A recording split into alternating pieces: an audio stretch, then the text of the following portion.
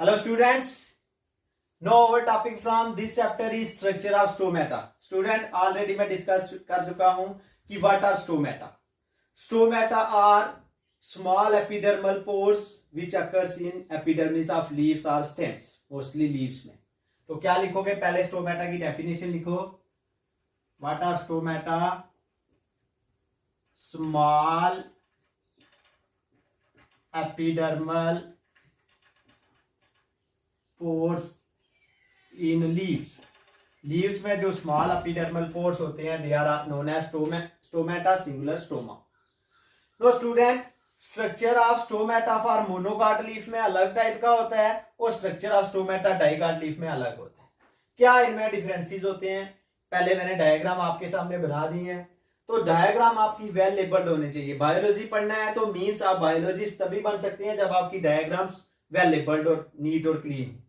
तो स्टूडेंट सबसे पहले ये देखें तो इसमें ये मैंने फर्स्ट पार्ट लिखा है स्टोमेटल पोर, सेकंड पार्ट मैंने लिखा है गार्ड सेल्स, थर्ड पार्ट मैंने लिखा है एपिडर्मल सेल और फोर्थ पार्ट मैंने लिखा है सब्सिडरी सेल्स, यानी कि इनर टू आउटवर्ड.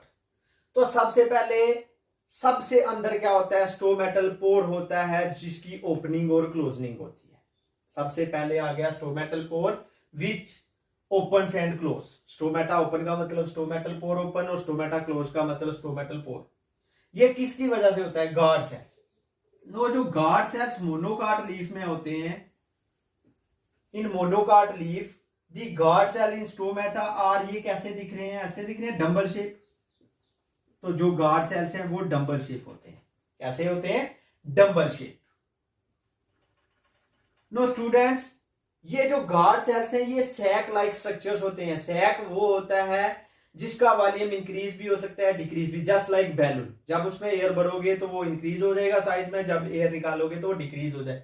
तो ये भी जब इनमें वाटर इंटर करेगा तो ये बन जाएंगे टर्जिट, यानी कि इनको खिंचाव लगेगा बाहर वाली साइड. तो टर्गर प्रेशर की वजह से ये जो है खिंचेंगे तो इसको ओपन कर देंगे. यानी कि ये जो है जब ये टर्जिड होंगे, टर्जिडिटी मींस मतलब है जब वाटर इनमें इंटर होता है.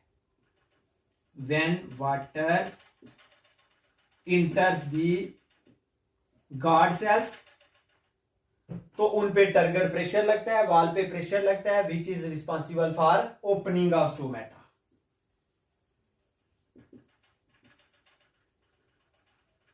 No closening of stomata. जब इनसे वाटर क्या करेगा? मूव आउटवर्ड करेगा. आपको पता है लिविंग सेल में ऑस्मोसिस होती है, इनवर्ड या आउटवर्ड मूवमेंट ऑफ सेल होती है, वो सारी वाटर होती है. तो जब वाटर आउटवर्ड मूव करेगा उस कंडीशन को बोलेंगे flaccidity. Flaccidity. When water moves out of guard cells the condition is known as flaccidity. और ये क्या करेगा? क्लोजनिंग ऑफ स्टोमेटा करेगा. Closening of stomata. तो ये है कि स्टोमेटा ओपन या क्लोज किससे होते हैं? Guard cells. The guard cells are further surrounded by the epidermal cells and epidermal cells are further surrounded by some other cells known as subsidiary cells. This is the structure of stomata. Stomata consist of stomatal pore, a pair of guard cells, epidermal cells and subsidiary cells. Guard cells are double shaped in monocot leaf और dicot में सिर्फ इन्हीं में difference है और सभी same है. ये जो है ये कैसे हैं? किडनी शेप या बीन शेप. तो डाइकाट में कैसे हैं? गार्ड सेल्स जो हैं वो किडनी शेप या फिर बीन शेप, मटर का दाना होता है ना, वैसे शेप में होते हैं. या तो किडनी शेप के हैं या फिर तो ओपनिंग आपका दो क्वेश्चन हो गए. What are stomata? Stomata are small epidermal pores present in leaves. They consist of structurally they consist of 4 parts. उसके बाद मोनोकाट और डाइकाट में एक ही डिफरेंस है कि एक डंबल शेप है, एक किडनी शेप है, और कोई डिफरेंस नहीं है. उसके बाद आपका क्वेश्चन बन जाता है what is the mechanism of closening and opening of stomata. Daytime जब फोटोसिंथेसिस हो रही होती है तो जो है लीफ के पास क्या होता है? वाटर एब्जॉर्ब ज्यादा हो रहा होता है. तो स्टोमेटा क्या रहते हैं? ओपन रहते हैं क्योंकि उनके टर्जिट रहते हैं. तो नाइट टाइम वो क्या हो जाते हैं? क्लोज हो जाते हैं। क्यों? क्योंकि वाटर एब्जॉर्प्शन रुक जाती है। ये आ गया opening and closing of stomata and structure of stomata. Okay students.